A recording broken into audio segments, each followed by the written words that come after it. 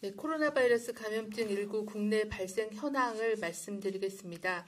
9월 4일 기준으로 국내 발생 신규 확진자는 189명이 확인되었고 해외 유입 사례는 9명이 확인되어 총 누적 확진자 수는 2842명입니다. 위중 중증 환자는 157명이며 어제는 2분이 사망하셨습니다. 서울 성북구 사랑제일교회 관련하여는 13명이 추가 확진되어 현재까지 총 1152명이 확진되었습니다.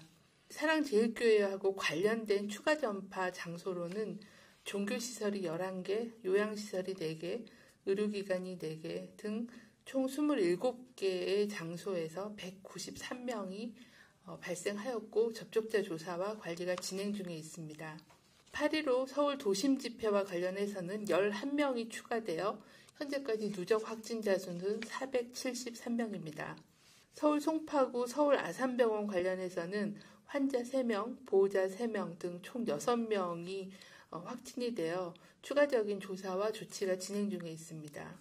대구 북구 소재의 동읍빌딩 지하 1층에서 동충화초에 대한 사업 설명에 관련해서 접촉자 조사 중에 10명이 추가되어 현재까지는 총 25명이 확진이 되었습니다.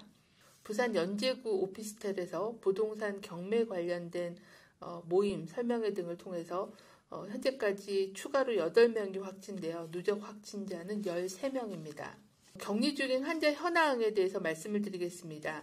최근 2주간 격리 중인 환자가 2204명이 증가하였으며 격리 중인 확진자의 연령별 분포를 보면 50대가 940명으로 19.9%, 그리고 60대가 924명으로 19.5%입니다. 또한 70대가 482명으로 10% 순으로 60대 이상의 고령자가 상당수를 차지하고 있는 상황입니다.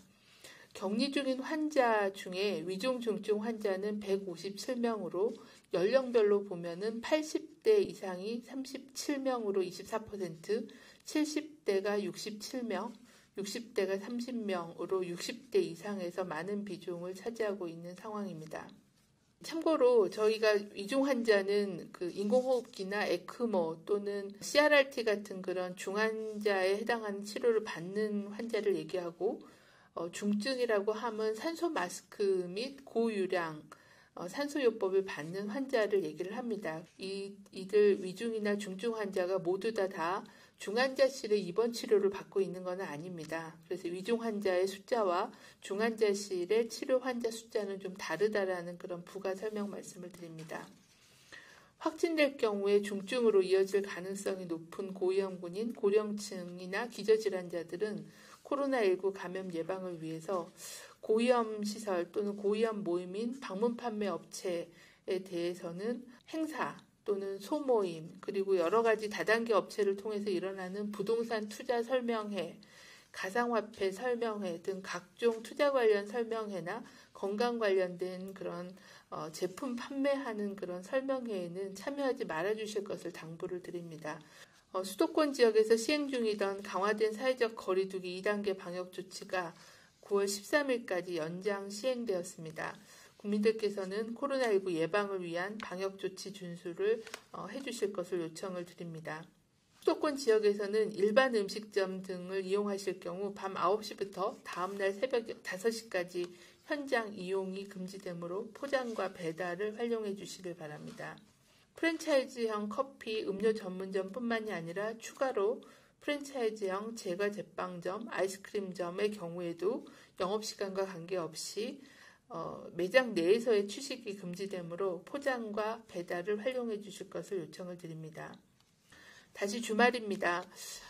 다른 사람을 만나는 행위 자체가 감염 전파를 유발할 수 있는 행동이 될 수 있으므로 주말 동안에는 외출, 모임, 여행 등은 연기하거나 취소해 주시고 가급적 가족과 함께 집에서 안전하고 건강하게 시간을 보내주실 것을 부탁을 드립니다. 지금의 감염 규모로는 일상을 회복하기에는 위험 요인이 여전히 큰 상황입니다.